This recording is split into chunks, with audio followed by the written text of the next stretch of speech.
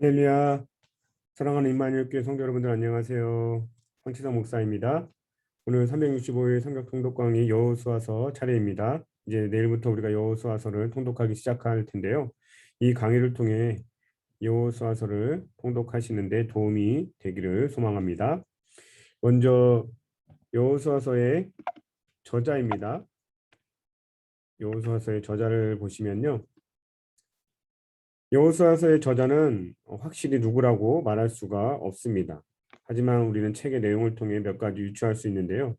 먼저 이 책은 목격자에 의해서 기록되었다는 것입니다. 이 책에 기록된 모든 것을 실제로 목격한 사람에 의해서 기록되었다는 것이죠. 여호수아서 5장 1절 또 6절 그리고 여리고성 이 정탐꾼을 보내는 기사, 3장의 요단강을 건너는 기사, 그리고 여리고성과 아이성을 함락시키는 이 전투에서 우리라는 단어가 사용됩니다. 실제로 이 모든 여호수아서에 있는 내용을 실제로 경험한 목격한 사람이 기록했다는 것이죠. 그리고 여호수아가 또한 분명히 이 책의 일부분을 기록했다는 것을 우리가 여호수아서 8장 32절 또 24장 26절을 통해 알 수가 있습니다.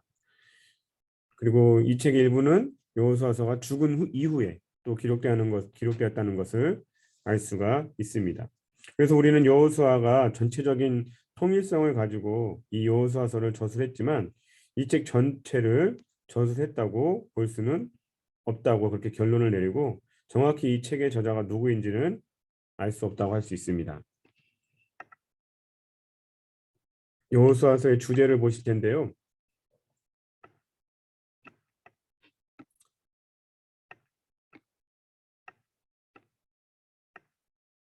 이 여호수아서의 주제는 하나님의 약속의 성취와 믿음의 순종을 통한 승리라고 할 수 있습니다. 우리 핵심 구절을 한번 읽어볼 텐데요. 강하고 담대하라. 너는 내가 그들의 조상에게 맹세하여 그들에게 주리라 한 땅을 이 백성에게 차지하게 하리라. 오직 강하고 극히 담대하여 나의 종 모세가 내게 명령한 그 율법을 다 지켜 행하고 우로나 좌로나 치우치지 말라. 그리하면 어디로 가든지 형통하리니 이 율법책을 내 입에서 떠나지 말게 하며 주야로 그것을 묵상하여 그 안에 기록된 대로 다 지켜 행하라. 그리하면 내 길이 평탄하게 될 것이며 내가 형통하리라 라고 말씀하고 있습니다. 하나님께서 이스라엘에게 가나안 땅을 주시기로 약속을 하셨습니다. 여호수아서는 그 약속의 땅을 정복하는 이야기인 것이죠. 이스라엘이 어떻게 그 약속의 땅을 쟁취하는지를 보여주는데 그것은 바로 그들의 믿음과 순종을 통해서라는 것입니다. 그래서 여호수아서의 기록 목적을 보시면요. 여호수아서는 하나님의 약속을 믿고 순종하는 하나님의 백성은 약속의 성취를 복으로 받는다는 것을 보여주기 위해서 기록되었다고 할 수 있습니다.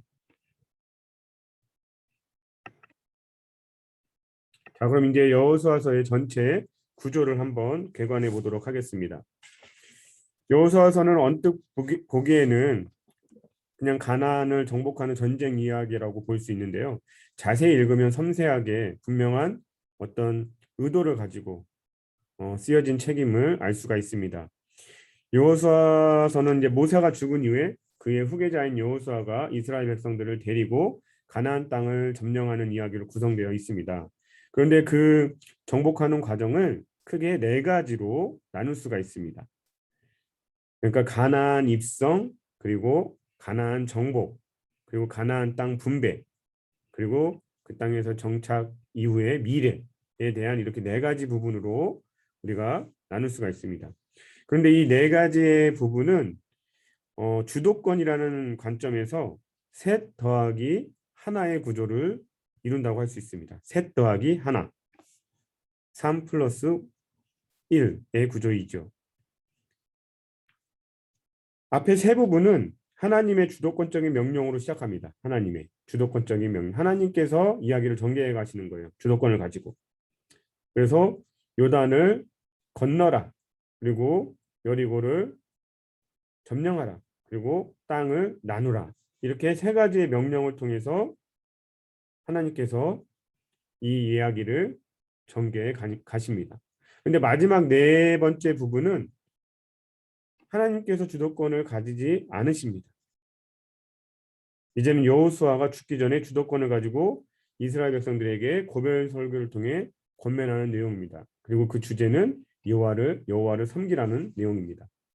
그래서 여호수아의 전체 구조는 이렇게 네 가지 셋 더하기 하나 구조로 짜여져 있다고 할 수 있습니다. 그래서 앞에 부분 첫 번째 부분은 가나안 입성 부분, 요단을 건너라. 그래서 핵심 단어가 건너라가 될 수 있습니다. 두 번째 가나안 정복 부분 5장 13절에서 12장까지 두 번째 하나님께서 주도권을 가지고 이제 여리고를 점령하라. 핵심 단어가 점령하라입니다. 그리고 세 번째 하나님의 주도권 부분 세 번째는 이제 정복했으면 땅을 분배하라. 땅을 나누라. 13장부터 21장까지의 내용입니다. 그래서 나누라가 핵심 단어입니다. 그리고 마지막 부분은 이제 하나님의 주도권이 아니라 여호수아가 주도권을 가지고 이야기를 전개해 나가죠. 그래서 장차 미래에 대해서 너희들이 여호와만을 택하라, 섬기라. 그래서 핵심 단어는 섬기라가 될 수 있습니다. 그러면 이제 우리 첫 번째 네 가지 구조 중에서 첫 번째 부분을 함께 볼 텐데요. 가나안 입성 부분입니다. 가나안 입성. 하나님의 첫 번째 주도권이죠. 그래서 이제 가나안을 정복하기 위해서 이스라엘 백성들을 준비케 하고 그리고 그 정복에 대한 기대를 하게 하는 부분입니다. 그래서 요단을 건너라고 먼저 하나님께서 말씀하십니다. 여호수아서 1장 2절 말씀을 보시면 내 종 모세가 죽었으니 이제 너는 이 모든 백성을 더불어 일어나 이 요단을 건너 내가 그들 곧 이스라엘 자손에게 주는 그 땅으로 가라. 요단을 건너라고 하십니다. 하나님께서 주도권을 가지고 이스라엘 백성들을 가나안 정복을 향해 나아가시는 것이죠. 자, 그러면 여기서 한 가지 주목할 것은 하나님께서는 마치 요단을 건너기만 하면 이스라엘에게 땅을 주시겠다고 말씀하시는 것 같습니다. 그래서 이 여호수아에서 가나안 땅은 하나님이 주시는 선물이 되는 것입니다. 이스라엘이 자신들의 힘과 능력으로 전쟁을 해서 쟁취하는 땅이 아니라 여호와 하나님이 자기 조상들에게 약속하신 땅, 창세기 12장에서 아브라함을 부르셔서 내가 지시할 땅으로 너는 가라고 말씀하시죠. 그 약속하셨던 그 땅을 이제 선물로 주시는 것임을 분명히 하고 있는 것입니다. 분명하게 말씀하고 있습니다. 그래서 여호수아서 1장 6절의 말씀을 보면은 강하고 담대하라. 너는 내가 그들의 조상에게 맹세하여 그들에게 주리라 한 땅을 이 백성에게 차지하게 하리라 라고 말씀합니다. 그래서 이 여호수아에서의 땅은 하나님께서 선물로 약속의 땅으로 선물로 주신 것이라는 것을 알 수 있습니다.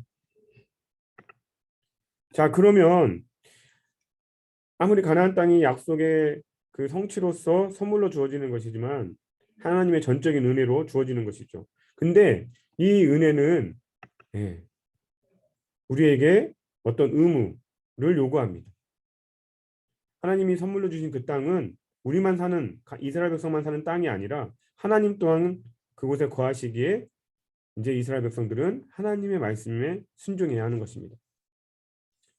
여호수아서 1장 7절에서 8절 말씀을 읽어보시면요. 오직 너희는 마음을 강하게 하고 극히 담대하여 나의 종 모세가 내게 명령한 율법을 다 지켜 행하고 좌로나 우로나 치우치지 말라. 그리하면 어디로 가든지 형통하리니 이 율법책을 주야로 그것을 묵상하며 그 안에 기록된 대로 다 지켜 행하라. 그리하면 내 길이 평탄하게 될 것이며 내가 형통하리라. 네, 하나님께서는 분명하게 말씀하십니다. 이 율법책을 다 지켜 행하라고.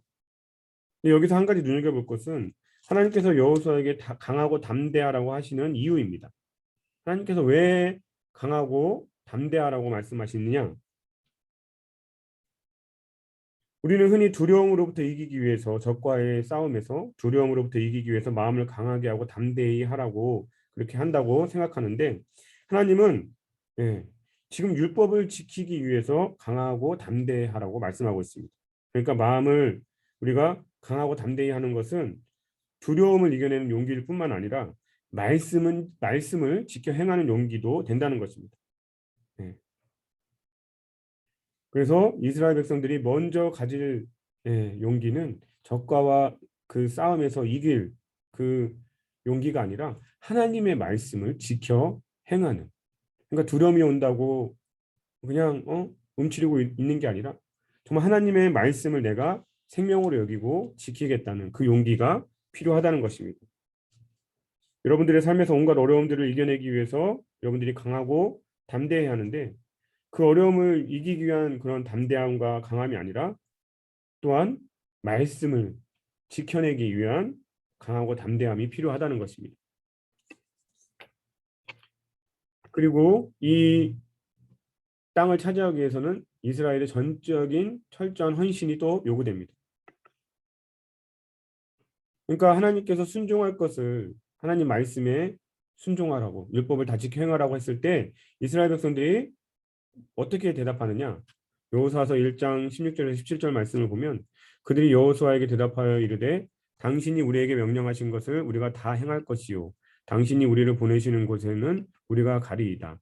우리는 범사에 모세에게 순종한 것 같이 당신에게 순종하려니와 오직 당신의 하나님 여호와께서 모세와 함께 계시던 것 같이 당신과 함께 계시기를 원하나이다 라고 말씀합니다. 그러니까 이렇게 이스라엘 백성들이 헌신을 통해 하나님께서는 이제 자신이 선물로 주시기로 한 땅을 그들에게 주실 것이라는 것을 우리에게 기대하게 하는 것입니다. 우리가 땅을 차지하기 위해서는 하나님께 온전한 헌신이 필요하다는 것입니다. 그래서 이 첫 번째 부분을 우리가 통독할 때 여러분들에게 도움이 될 이 통독 가이드를 이렇게 권면하면요. 첫 번째, 하나님께서 나에게 주신 선물로 주신 약속의 기업은 무엇인가? 네. 하나님께서 우리 각자에게 분명한 비전을 주시고 사명을 주셨습니다. 하나님께서 나에게 주신 그 사명과 비전이 무엇인지 다시 한번 생각해보는 시간이 되시기를 축복드립니다. 두 번째로, 나는 하나님의 말씀에 순종함으로 주님의 약속을 성취하는 삶을 살고 있는가? 주님의 약속은 그냥 주어지는 것이 아니라 우리가 주님의 말씀에 순종하는 삶을 살 때 우리에게 그 약속이 성취되는 것임을 기억하시기 바랍니다. 세 번째는 나는 하나님께 온전히 헌신하고 있는가? 하나님께서 나에게 주신 그 사명과 비전은 우리가 온전히 하나님께 헌신할 때 그때만 우리에게 주어지는 것임을 명심하시고 다시 한번 하나님께 우리의 마음과 뜻을 다해서 하나님만을 섬기겠다고 헌신하는 시간이 되시기를 예수님의 이름으로 축복드립니다. 자, 이제는 두 번째 부분입니다. 그래서 하나님의 두 번째 주도권이시죠. 여리고를 점령하라. 이제 가나안을 정복하는 내용입니다. 우리 여호수아서 6장 2절 그리고 20절 말씀을 보시면요. 여호와께서 여호수아에게 이르시되 보라 내가 여리고와 그 왕과 용사들을 내 손에 넘겨주었으니 이에 백성들은 외치고 제사장들은 나팔을 불매 백성이 나팔 소리를 들을 때에 크게 소리질러 외치니 성벽이 무너져 내린지라 백성이 각기 앞으로 나아가 그 성에 들어가서 그 성을 점령하고 라고 말씀하고 있습니다. 이 여기서 이제 점령하라라는 용어가 이 두 번째 부분에 하나님의 두 번째 주도권을 가지고 이제 여리고를 점령하는 그 부분에서 가장 핵심적인 단어라고 할 수 있습니다. 자, 그렇다면 가나안 정복은 어떻게 이루어질까요? 우리는 엄청난 전투를 통해 가나안 땅이 이제 이스라엘 백성들에게 주어질 것이라고 생각하는데 이 가나안 정복 전쟁의 핵심을 말해주는 것이 바로 가나안 전쟁을 시작할 때 나오는 여호와의 군대 장관 이야기입니다. 여호수아서 5장 13절에서 15절의 말씀을 보시면요. 여호수아가 여리고에 가까이 이르렀을 때에 눈을 들어본즉 한 사람이 칼을 빼어 손에 들고 마주 서 있는지라. 여호수아가 나아가서 그에게 묻되 너는 우리를 위하느냐 우리의 적들을 위하느냐 하니 그가 이르되 아니라 나는 여호와의 군대 대장으로 지금 왔느니라 하는지라. 여호수아가 얼굴을 땅에 대고 엎드려 절하고 그에게 이르되 내 주여 종에게 무슨 말씀을 하려 하시나이까. 여호와의 군대 장관이 여호수아에게 이르되 내 발에서 신을 벗으라. 내가 선 곳은 거룩하니라 하니 여호수아가 그대로 행하니라. 그러니까 이스라엘이 이제 할례와 유월절 의식을 치르고 난 후에 이제 여호수아가 여리고에 가까이 갔을 때 한 사람이 칼을 뽑아들고 여호수아를 가로막죠. 예. 그래서 이제 여호수아가 묻습니다. 너는 우리를 위하느냐 우리의 대적을 위하느냐. 그러자 그는 아니라 나는 여호와의 군대 장관으로 지금 왔느니라고 대답을 하죠. 예. 우리는 이 이야기를 어떻게 이해해야 할까요? 이 이야기는 하나님이 이스라엘 편에서 전쟁을 함으로, 그러니까 이스라엘이 하나님 때문에, 하나님의 도움 때문에 승리한다는 것이 아니라 하나님의 뜻을 이루기 위해 이스라엘이 하나님의 군대로서 하나님의 편에 서야 한다는 것을 말해주는 것입니다. 그러니까 이스라엘이 여호와의 군대로서 하나님께 전적으로 순종하고 헌신하면 승리할 수 있다는 것을 다시 한번 확인시켜주는 이야기라고 할 수 있습니다. 자, 그럼 여리고 성은 어떻게 정복되었을까요? 여리고 성은 이제 대장 되시는 여호와와 함께하는 이 첫 전투가 바로 여리고성 전투죠. 그런데 여리고성 정복 이야기를 읽고 있으면 어딜 봐도 전투 이야기는 안 나옵니다. 단지 하나님의 군대로서 행진하고 그리고 날파를 불고 함성을 지르는 그 내용만 있을 뿐입니다. 그리고 전투 요원이 아닌 제사장들이 이 행진에 있어서 중요한 역할을 감당하고 7명의 제사장이 법궤를 메고 7나팔을 들고 또 정확히 7일 동안 여리고성을 돌았습니다. 여호수아서 6장 5절을 보시면요. 제사장들이 양각 나팔을 길게 불어 그 나팔 소리가 너희에게 들릴 때에는 백성은 다 큰 소리로 외쳐 부를 것이라. 그리하면 그 성벽이 무너져 내리니 백성은 각기 앞으로 올라갈지니라 하시매. 네. 이것이 무엇을 뜻할까요? 네. 여리고성 정복은 전투의 요소도 있긴 있지만 하나님의 신현, 그러니까 하나님의 임재하심에 더 초점을 두고 있다는 것입니다. 이 제사장들이 양각나팔을 길게 불었다는 이 내용, 이 부분을 주목해야 되는데요. 구약에서 이 양각나팔을 길게 분 것은 오직 시내산에서 하나님이 나타나실 때 그때 한 번뿐입니다. 출애굽기 19장 13절에서 나팔을 길게 불거든 산 앞에 이를 것이니라 하라. 그러니까 나팔을 길게 불면 하나님께서 이스라엘 백성들에게 나타나신다고 그렇게 말씀하시는 것이죠.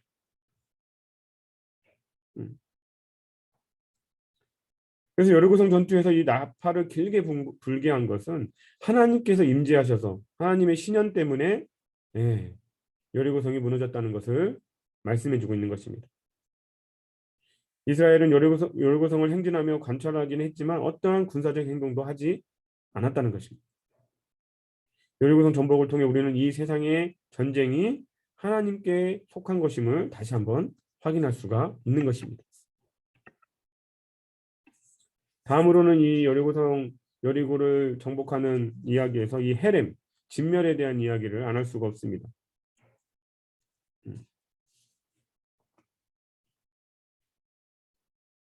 그러니까 이 여리고성을 우리가 이제 이스라엘 백성들이 정복하죠. 쟁취하죠. 그럼 이 여리고성은 이제 어떻게 해야 할까요? 여리고성의 정복은 하나님의 전쟁이었기 때문에 이 여리고는 하나님께 속한 것이죠. 그래서 여호와께 속한 이 모든 것을 하나님께 드려야 하는 것입니다. 인간이 사용해서는 안 되는 것이죠. 그래서 진멸하는 것입니다. 여호수아서 6장 21절의 말씀을 보면 그 성 안에 있는 모든 것을 온전히 바치되 남녀노소와 소와 양과 나귀를 칼날로 멸하니라. 온전히 진멸하는 것이죠. 이 진멸 헤렘은 하나님의 뜻이라는 것입니다. 하나님의 전쟁은 거룩한 전쟁이기에 그 모든 것을 하나님께 바쳐 드려야 한다는 것이죠. 왜냐하면 이제 그 땅은 거룩한 하나님의 땅이 될 테인데 그곳에 하나님을 모르는 이방 민족들이 남아있으면 이스라엘 백성들이 언제 그들의 풍습에 오염돼서 죄에 오염될까 봐 모르는 것이죠. 그래서 진멸하도록 하는 것입니다. 그리고 이 헤렘 진멸에서 오해하지 말 것은 이스라엘에 저항하는 성읍에 한해서만 하나님의 헤렘을 명했지 모든 가나안 족속을 다 멸절시키는 게 아니라는 것입니다. 여호와 하나님을 믿음으로 그들 편에 선 기생 라합은 구원을 받아 이제 이스라엘 안에 들어오고 예수님의 족보에게까지 들어가는 그 사실을 우리는 기억해야 할 것입니다. 그래서 이 두 번째 부분을 읽으실 때 여러분들에게 유익한 통독 가이드를 제시하면요. 먼저 우리의 삶에서 군대 장관 대신 그 하나님의 군사로 우리는 살아가고 있는 것. 그러니까 나는 내 인생에서 필요한 것을 얻어내기 위해서 내가 전쟁을 하진 않는지, 하나님을 이용해서 내 편으로 만들어서 내가 전쟁을 하려고 하는 것은 아닌지, 나의 욕망과 나의 성공을 위해 하나님을 이용하진 않는지 되돌아보기를 원합니다. 나는 정말 하나님 편에 서서 하나님께 온전히 순종하고 있는지를 한번 생각해 보시면 좋을 것 같습니다. 두 번째는 하나님께 모든 주도권을 내어드리고 있는가.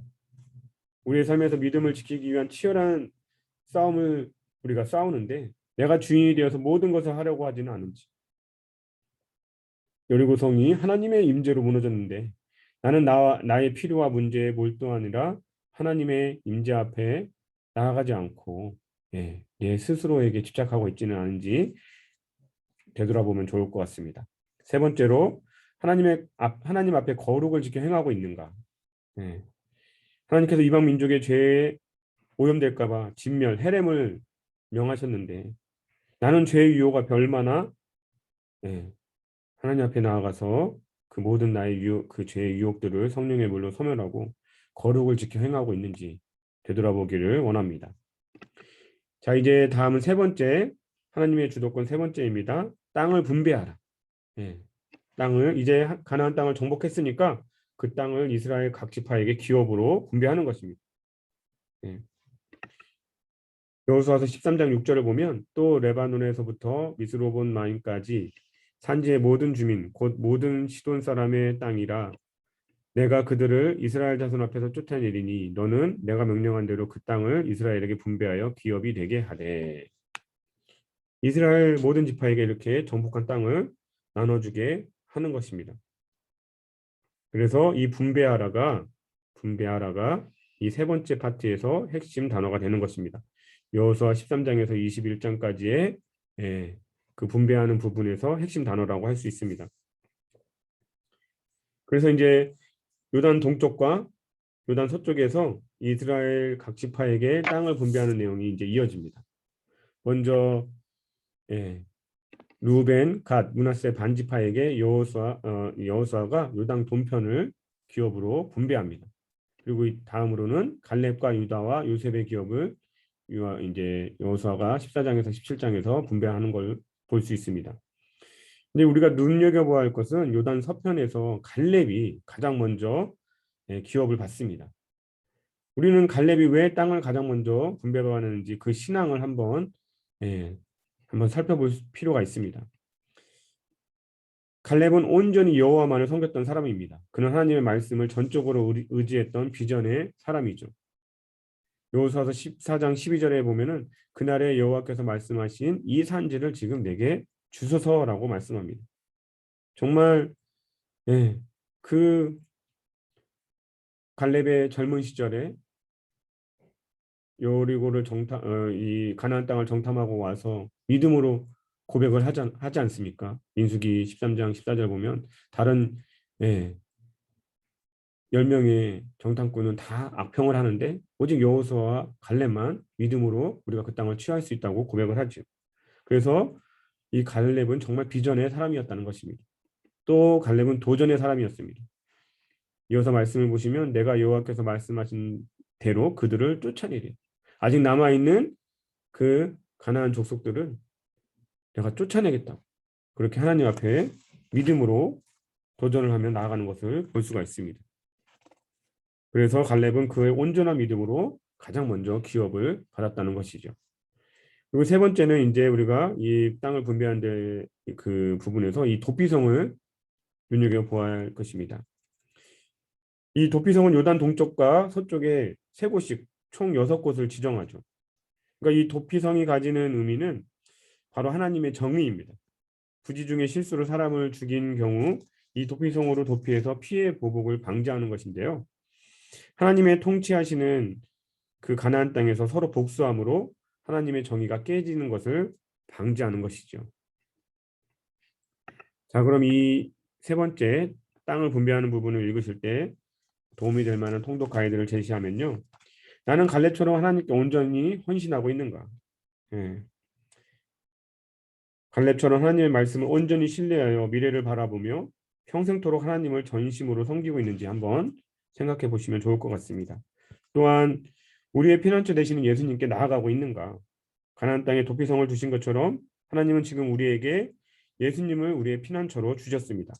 나는 삶의 위기에서 인생의 문제들 앞에 정말 주님께 나아가서 주님의 보호하심과 도와심을 구하며 그 피난처로 나아가고 있는지 여러분들이 생각해 보시면 좋을 것 같습니다.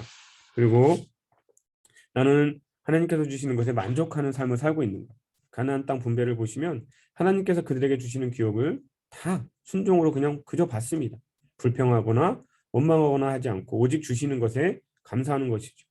우리는 하나님께서 주시는 은혜에 만족하고 감사하고 있는지를 한번 자신에게 적용해 봤으면 좋겠습니다. 자, 이제 마지막으로 미래 가나안 정착 후에 내용을 우리가 이제 살펴볼 것입니다. 여호수아서 2장 22절에 22장에서 24장까지의 부분인데요.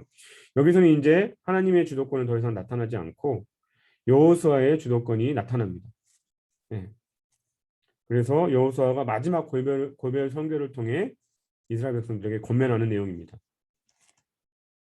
이제 이 하나님의 주도권이 나타나지 않는 이유는 바로 22장 바로 앞에 21장 43절에서 45절의 말씀을 보시면 여호와께서 이스라엘 열조에게 맹세하사 주리라 하신 온 땅을 이와 같이 이스라엘에게 다 주셨으므로 그들이 그것을 차지하여 거기에 거주하였으니 여호와께서 그들의 주위에 안식을 주셨으되 그 조상들에게 맹세하신 대로 하셨으므로 그들의 모든 원수들 중에 그들과 맞선 자가 하나도 없었으니 이는 여호와께서 그들의 모든 원수들을 그들의 손에 넘겨 주셨음이니라.